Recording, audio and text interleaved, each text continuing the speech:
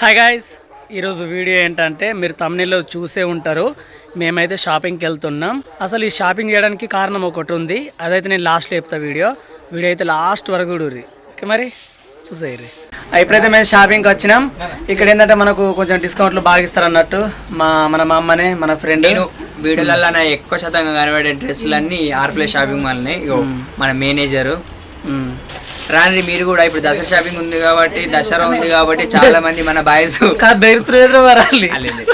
ఇప్పుడు దసరా ఉన్నది కాబట్టి మన చాలా మంది బాయ్స్ డ్రెస్ కొనుక్కోవాలని ఖచ్చితంగా ఉంటది కదా. ఇప్పుడు ఆర్ప్లే షాపింగ్ రండి. ఇది ఎక్కడ చెప్పన్నా, కొరట్ల మన ఆనంద్ షాపింగ్ మాల్ పక్కకు పాతది లేదా? షాపింగ్ మాల్ ఇది ఆనంద్ షాపింగ్ మాల్ పాతది. ఇక మా అమ్మ అయితే మా నాన్నకు మంచి డ్రెస్ తీసుకుంది. డ్రెస్ కాదు, ఓకే, షర్టు ప్యాంట్ తీసుకుంది మా నాన్నకు. చూపిస్తాం మొత్తం. మా నాన్న లుక్ అదిరిపోతుంది ఇక పండుగ రోజు. మా పిన్ని కూడా వచ్చింది, మా బాబాయ్కి తీసుకుంటుంది. అవు చూసిరా, రెండు ఉంటుందంటే. ఇంకా ఇక మా చెల్లె ఇక మా బాబాకి సెలెక్ట్ చేస్తుంది. ఎన్ని సెలెక్ట్ చేసింది మొత్తం? అంటే వీళ్ళ ఇంట్లో మనిషికి రెండు అన్నట్టు. నేను తక్కువ అవద్దు కదా, నేను ఒక్కటి తీసుకుంటా. ఎట్లా నువ్వే ఇచ్చేది.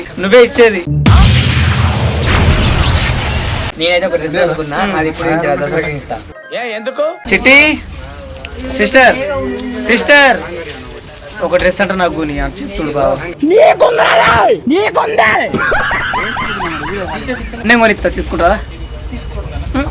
నీకు కాదు, బాగా కొనిస్తా.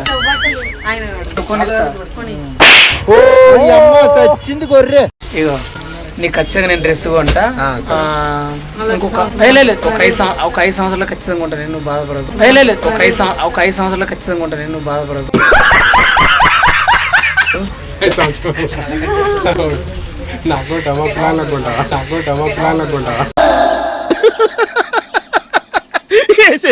నా డ్రెస్ చూస్తాను, ఎట్లుంది తెలుసా నాకు నేను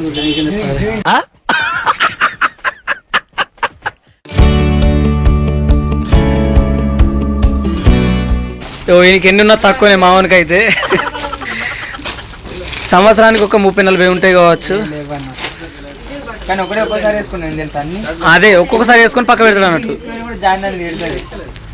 అంటే మరి ఎందుకు తీసుకుంటున్నావు?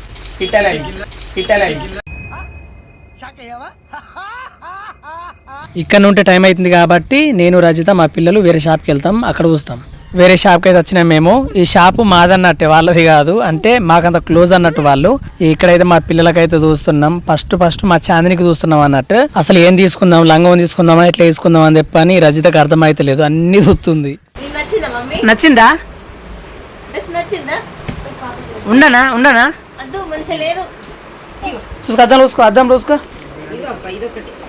అద్దంలో చూడమ్మా. ఇంతకు ముందు పాప వేసుకుంది కదా డ్రెస్, అది మంచిగా ఉంది. కాకపోతే ఏంటంటే కిందికి లాంగ్ అయింది అన్నట్టు బాగా. ఇంకొంచెం పెద్దగా ఉంటే మా పాపకు మంచిగా వచ్చు కాబట్టి అది క్యాన్సిల్ చేసుకున్నాం. మళ్ళీ అమ్మకు ఫోన్ చేస్తే వచ్చింది, మళ్ళీ వేరే షాప్కి వచ్చినాం అన్నట్టు. ఇక్కడ చూస్తుంది మొత్తం. నా కొడుకైతే మొత్తం లోపల ఆగమాగం తెత్తుడు చెప్పని బయటకు తీసుకొచ్చిన. ఏ షాపింగ్ కూడా ఏనిత్తలేడు. మొత్తం ఎవి పడతాయి ముట్టుడు, అన్ని గుంజుడు, అన్ని తీసుకుంటే కింద వారేసుడు, మొత్తం ఆగమాగం అన్నట్టు. అందుకే బయటకు తీసుకొచ్చిన. సాగర్ దున్నో మా బావది షాపింగ్ అయితే అయిపోయింది. ఇప్పుడు ఏంటంటే వాళ్ళు అమ్మ కోసం వెయిట్ చేస్తారు. అమ్మ సాగర్ బండి వచ్చింది కదా, అమ్మ కోసం వెయిట్ చేస్తారు అన్నట్టు. అమ్మనేమో మాకు సెలెక్ట్ చేస్తుంది. పాపకు సెలెక్ట్ చేసుడైతే అయిపోయింది. అమ్మాయి ఇంటికి వెళ్తుంది, ఇప్పుడు టైం అవుతుందని. ఇక మేము చిన్నోనికి తీసుకుంటే అయిపోతుంది. మా కుమారస్వామికి తీసుకోవాలి అంతే. మాకు ఇబ్బంది అవుతుందని పాపని కూడా అమ్మనే తీసుకెళ్తుంది. ఇక్కడికైతే వచ్చేసినాం. ఇక నా కొడుకు అయితే ఎన్ని వెతికినా దొరుకుతలేవు. ఇప్పటికి 5 షాపులు అయిపోయినాయి. ఇది 6వ షాప్కి వచ్చినాం. మరి ఇక్కడ కూడా దొరుకుతుందో తెలుతలేదు. ఇక వెతకాలి. ఇదే షాప్ లో నా కొడుకు దొరికేసింది. అత్తమ్మ చీర నాదే కదా. ఇది తెల్లారి వీడియో అన్నట్టు. నిన్న షాపింగ్ చేసి వచ్చినాం కదా, ఇది ఇక్కడ ఈ రోజు షాపింగ్ అన్నట్టు మా ఇంటికాడ. మా అమ్మ అయితే 5 చీరలు తీసుకుంది. ఈ షాపింగ్ చేసుకోవడానికి డబ్బులు ఎవరిచ్చారో తెలుసా? 5 చీరలు ఎవరు కొన్నారంటే చెప్పన్నా, నా పెద్ద బిడ్డ కొన్నది. ఏమనుకుంటున్నారంటే ఈ అమ్మకు బిడ్డనే లేదు, పెద్ద బిడ్డ కొన్నది అంటది ఏంది అనుకుంటున్నారు కదా. నా పెద్ద బిడ్డ అంటే పెద్ద బిడ్డ లాంటి బిడ్డ, మా వీడియోలు చూసే బిడ్డ అయినా కొనిస్తుందో కొనిదో కానీ ఇప్పుడు ఆమె అయితే కొనిచ్చింది. ఆ తల్లి కొనిచ్చింది. ఎందుకు కొనిచ్చిందంటే, అమ్మ నువ్వు బతుకమ్మ పండుగ నాడు మంచి చీర కట్టుకో, నువ్వు పాటలు పాడబోతావు కదా, మంచి చీర కట్టుకొని పో, నువ్వు చిన్న చిన్న చీరలు కట్టుకొని పోకు అన్నమూలే. ఇప్పుడు షాపింగ్ చేసుకోమని అమ్మకు ఒక్కదానికి వేయలేదు, మా అన్న వాళ్ళకు మాకు అమ్మకు మాకు కలిపే ఇచ్చింది అన్నట్టు. అయితే ఏంటంటే మేము అడగలేదు, ఆ అక్కనే నాకు మెసేజ్ చేసి నీకు ఒక హెల్ప్ చేస్తా అనుకుంటున్నా, నా వంతు మీకు సాయం చేస్తానంటే నేను నమ్మలేదు. ఇదంతా ఫేకే కదా, అత్తే కదా ఇట్లాంటివి అని చెప్పానన్న. ఇది ఫేక్ కాదు, ఇది నిజం అని చెప్పని మాట్లాడింది. తర్వాత ఆ అక్క చాటింగ్ చూస్తుంటే నాకు ఎందుకు మంచిగా అనిపించింది అన్నట్టు. ఒక సొంత ఫ్యామిలీ ఎట్లా చేస్తారో చాటింగ్ మనకు దగ్గర నుండి అంత మంచిగా అనిపించింది. సరే అని చెప్పని ఇక అట్నే నెంబర్ తీసుకున్నా, మాట్లాడడం ఏం చేసిందంటే మరి నాకు గింత కావాలి గంత కావాలి నాకు డబ్బులు ఇవ్వక, నేను ఏమనలేదు. తర్వాత వెంటనే డబ్బులు కొట్టేసింది అంతే. పడ్డ తర్వాత నేను షాక్ అయిపోయినా, అది ఇదంతా నిజమా అంటే ఏంటంటే. అయితే ఇప్పుడు కొంతమంది ఎట్లున్నారంటే మనం హెల్ప్ కావాలని, మనకు సాయం కావాలని మనం నోరిడిచి అడిగినా కానీ కూడా ఇచ్చేటోళ్ళు లేరు.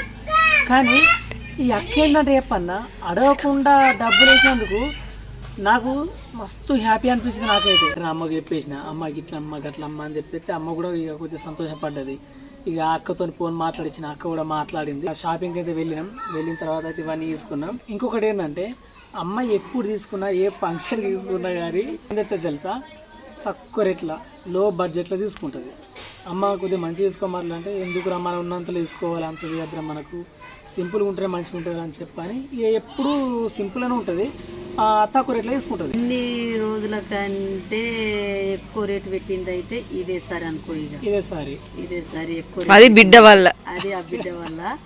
ఆ బిడ్డ వల్ల పదే చెప్పింది, అమ్మా నువ్వు మంచి చీరలు కొనుక్కో, అమ్మా నువ్వు మంచి చీరలు కొనుక్కో, నువ్వు మంచిగా ఉండాలి, నువ్వు బతుకమ్మలా అందరిలాగా నీ చీరలు కూడా మంచిగా ఉంటే మంచిగా అనిపిస్తుంది, కొనుక్కోమ్మా అని మొదటి సార్లు చెప్పింది. ఆమె దయ వల్ల మేము అందరం కొనుక్కున్నాం చీరలు అయితే. కానీ ఎప్పటికైనా ఆకనైతే మేము మర్చిపోము, ఎందుకంటే అడగకు ముందుకే సాయం చేసింది కాబట్టి ఇంకా మేము అస్సలే మర్చిపోము. ఇప్పటికీ మా గుండెల్లో ఉంటుంది. నాకు ఒక సొంత అక్కలాగా, మా అమ్మకు ఒక సొంత బిడ్డలాగా అయిపోయింది అన్నట్టు. ఎప్పుడన్నా ఆ అక్క గిట్లా హెల్ప్ కావాలని పరిస్థితి వచ్చిందనుకో, అంటే ఇక్కడ మన సైడ్లో ఏది కానీ ఇక అనిపించినప్పుడు మాత్రం నేను ఖచ్చితంగా ముందుంటే ఆ అక్కకు నేను పక్కా హెల్ప్ చేస్తాను నేను. ఇక బట్టలు అయితే మీకు చూపిస్తా. ఇగో ఇవైతే అమ్మాయి చీరలు, ఇది మా నాన్నది. అయితే దీనికి పాయింట్ వచ్చింది కానీ మా నాన్నకు కొంచెం టైట్ ఉందన్నట్టు.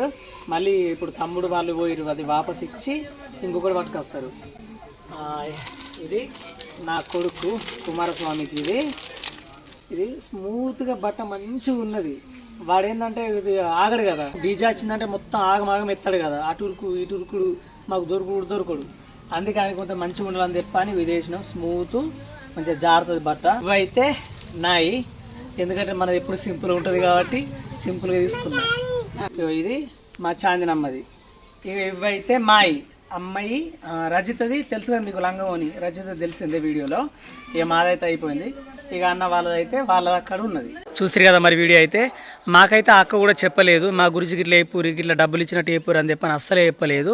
ఇది ఏంటంటే నేనే చెప్తున్నా అన్నట్టు. ఇది ఎందుకు చెప్తున్నా అంటే మనకి ఎవరైనా సహాయం చేసిరు అనుకో, అది వృధాగా పోవద్దు అన్నట్టు. అందుకోసమే చెప్పిన. ఈ విషయం గురించి నా ఫ్రెండ్స్ కూడా చెప్పిన నేను, అరే నాకు ఒక అక్క గిట్ల హెల్ప్ చేసిందిరా, గిట్ల డబ్బులు ఇచ్చిందిరా అని చెప్పిన. ఈ వీడియో తీసి పెడతా అనుకుంటున్నా అని కూడా చెప్పిన.